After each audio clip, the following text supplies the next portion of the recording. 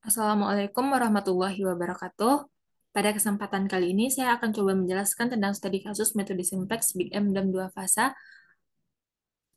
Yang pertama itu metode simplex. Metode simplex merupakan salah satu teknik penyelesaian dalam program linear yang digunakan sebagai teknik pengambilan keputusan dalam permasalahan yang berhubungan dengan pengalokasian sumber daya yang optimal. Metode simplex ini biasa digunakan untuk mencari nilai optimal dari program linear yang melibatkan banyak pembatas dan banyak variabel, atau variabelnya harus lebih dari dua. Tahapan metode simplex. Yang pertama, nilai kanan fungsi tujuan harus nol, nilai kanan fungsi kendala harus bernilai positif, fungsi kendala dengan tanda kecil sama harus diubah ke bentuk sama dengan menambahkan variabel seling atau surplus. Fungsi kendala dengan tanda sama dengan harus ditambahkan variabel artifisialnya. Metode kedua yaitu metode Big M. Metode Big M ini digunakan untuk menyelesaikan fungsi-fungsi dalam program lineal yang tidak berada dalam bentuk baku atau standarnya. Bentuk standar yang dimaksud yaitu memaksimalkan nilai Z sesuai dengan kendala fungsional dalam bentuk kecil sama dan kendala non-negatif di semua variabelnya. Salah satu contoh masalah dalam kendala fungsional yaitu bila fungsi pembatas berada dalam bentuk sama dengan atau besar sama atau bahkan luas kanan bernilai negatif. Pada metode simplex Big M ini, variabel-variabel artifisial diberi nilai atau biaya yang sangat besar pada fungsi tujuannya. Metode ketiga yaitu metode dua fasa. Metode dua fasa merupakan pendekatan yang dapat digunakan untuk menyelesaikan persoalan program linear yang mengandung unsur variabel artifisial. Terdapat dua fasa pada metode ini. Dengan fasa satu, dilakukan untuk menghilangkan variabel-variabel artifisial dengan cara membentuk sebuah fungsi tujuan artifisial. Fungsi tujuan artifisial didapatkan dengan cara menjumlahkan semua variabel artifisial. Fungsi tujuan artifisial kemudian diminimasi menggunakan metode simplex. Fase kedua, pada fase kedua ini, solusi layak dasar yang diperoleh pada akhir fase satu dioptimasi berkenaan dengan fungsi tujuan asalnya. Selanjutnya kita masuk ke contoh soal dari semua metode yang telah dibahas tadi. Metode pertama yaitu metode simplex. Dengan contoh soal, yaitu maksimasi nilai Z sama dengan 180.000 X1 ditambah 170.000 X2 dengan fungsi kendala 40 X1 ditambah 20 X2 kecil sama dari 100, 48 X1 ditambah 24 X2 kecil sama dari 100, dan fungsi kendala non-negatif untuk semua variabelnya. Untuk bentuk pada soal ini akan diubah menjadi bentuk standar dengan bentuk standar dari fungsi kendala pertama yaitu 40 X1 ditambah 20 X2 ditambahkan dengan variabel selengnya S1 sama dengan 100. 48 X1 ditambah 24 X2 ditambah S2 sama dengan 120. Maaf, untuk soal pada fungsi kendala ini, untuk sumber dayanya sebesar 120. Selanjutnya, untuk fungsi tujuannya, yaitu Z dikurang 180.000 X1 dikurang 170.000 X2 ditambah 0 S1 ditambah 0 S2 sama dengan 0.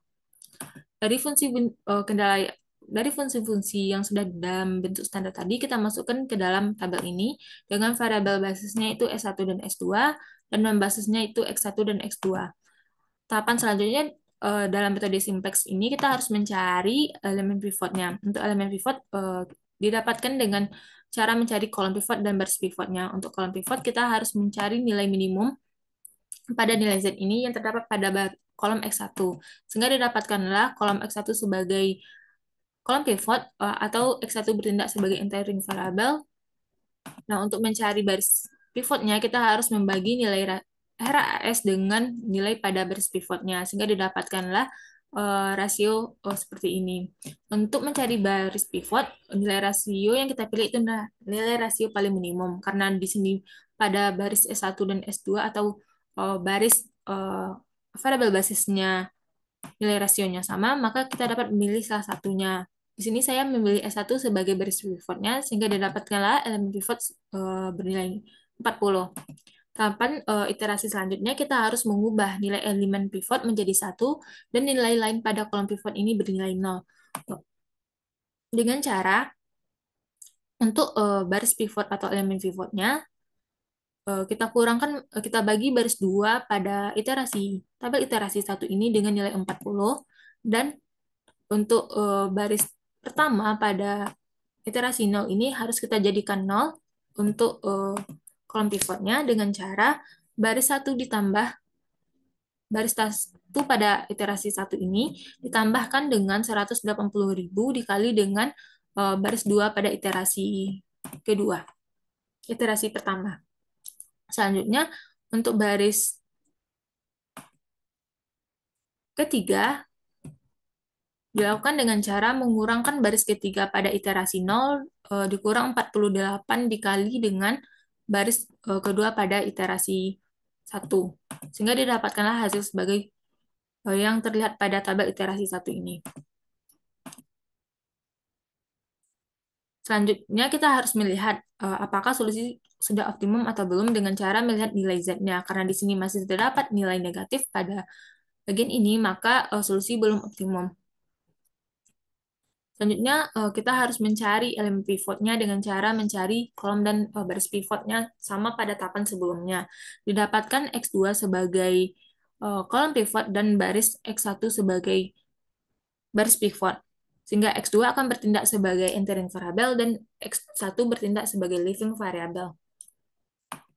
Sama pada tahapan sebelumnya, kita harus mengubah nilai elemen pivot ini menjadi 1 dan nilai yang lainnya pada kolom pivot ini menjadi 0. Sehingga didapatkanlah tabel hasil iterasi kedua sebagai berikut ini. Di sini dapat kita lihat bahwa pada baris Z ini tidak terdapat lagi nilai yang bernilai negatif.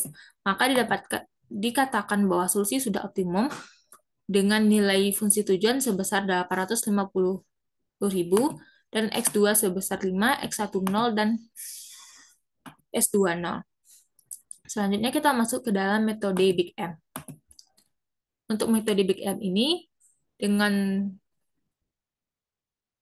soal yaitu minimasi Z sama dengan 100 X1 ditambah 90 X2 ditambah 75 X3 ditambah 20 X4 dengan fungsi batasan 45 X1 ditambah 25 X2 ditambah 20 X3 ditambah 10 X4 besar sama dari 150 X1 ditambah X2 ditambah X3 ditambah X4 sama dengan 5 dengan fungsi kendala non negatif untuk semua variabelnya besar dari 0.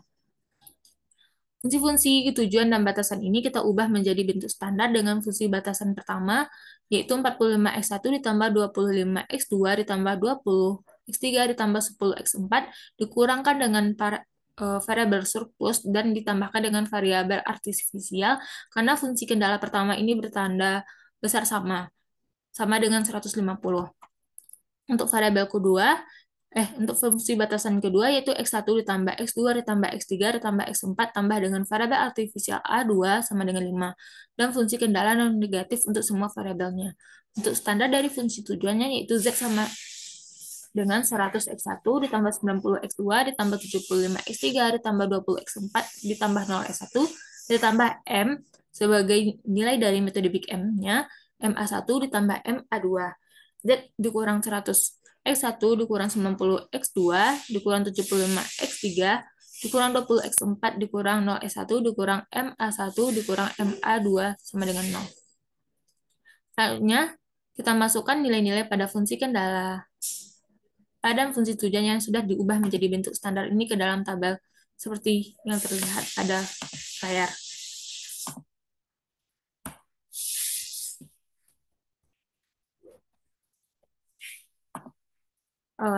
Tahapan yang pertama kita lakukan, kita harus mengubah nilai M pada tabel awal ini menjadi, atau kita misalkan nilai M ini sebesar 1 juta.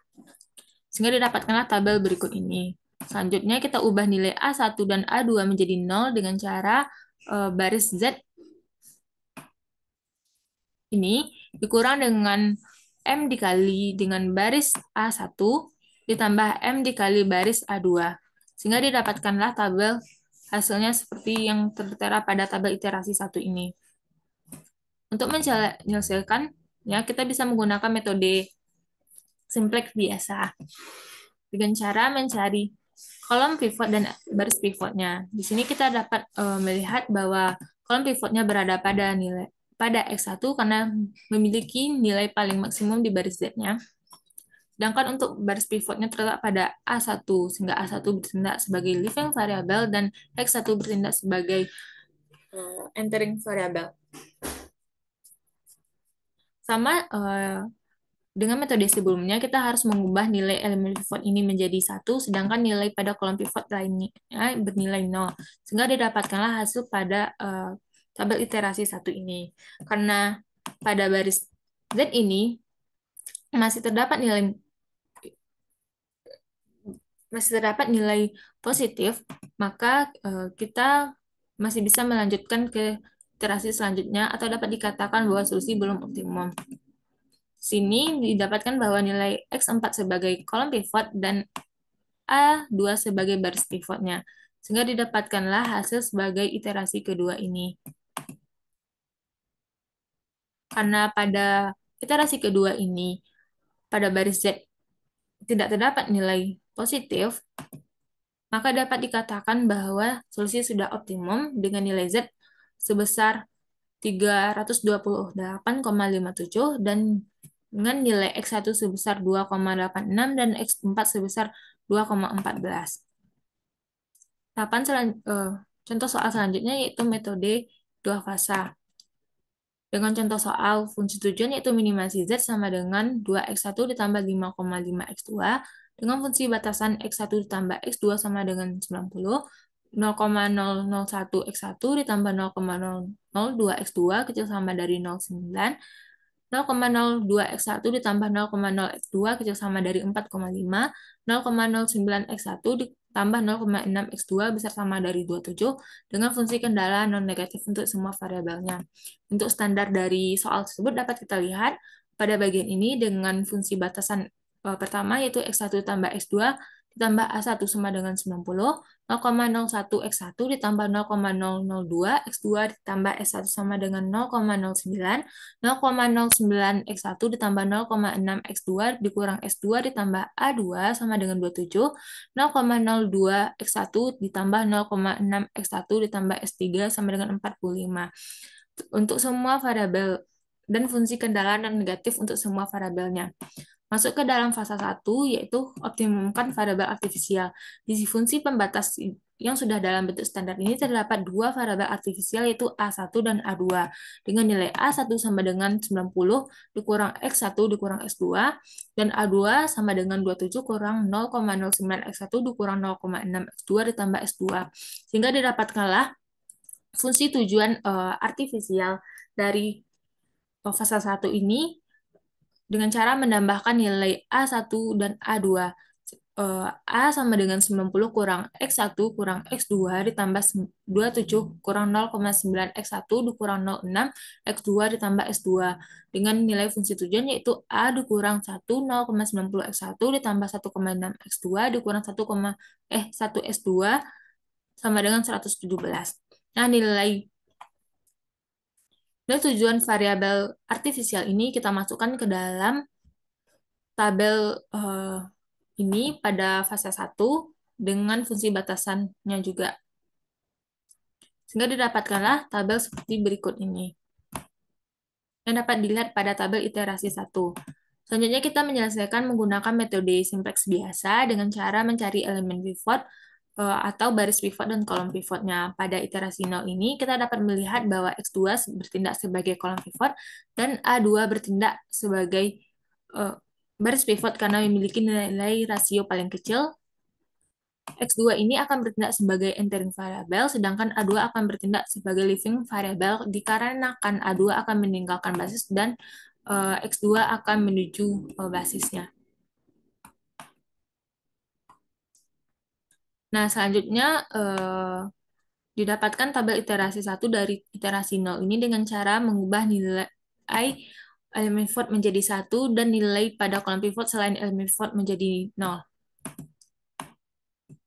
Pada tabel iterasi ini dapat kita lihat bahwa solusi belum optimum karena masih terdapat nilai positif pada bagian kolom X1.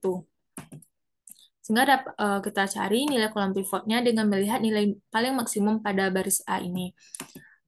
Didapatkan X1 sebagai kolom pivot dan A2 sebagai baris pivot karena memiliki nilai rasio paling kecil. Sehingga X1 akan masuk ke dalam basis dan A1 akan meninggalkan basis. Dari iterasi 1, kita selesaikan menggunakan tahapan metode simplex biasa, didapatkanlah hasil sebagai berikut ini. Nah, di sini kita lihat bahwa pada baris A sudah tidak terdapat nilai positif atau nilai variabel positif, maka dapat dikatakan bahwa fasa satu ini sudah optimal pada iterasi kedua. Dengan nilai yang didapatkan yaitu X1 sama dengan 52,941 kurang 1,961 S2, X2 sama dengan 37,057 dikurang atau ditambah 1,96 X1. Maaf, di sini seharusnya 1,961. Pada fasa ini untuk masuk ke fase selanjutnya kita harus menghilangkan nilai variabel artifisial ini.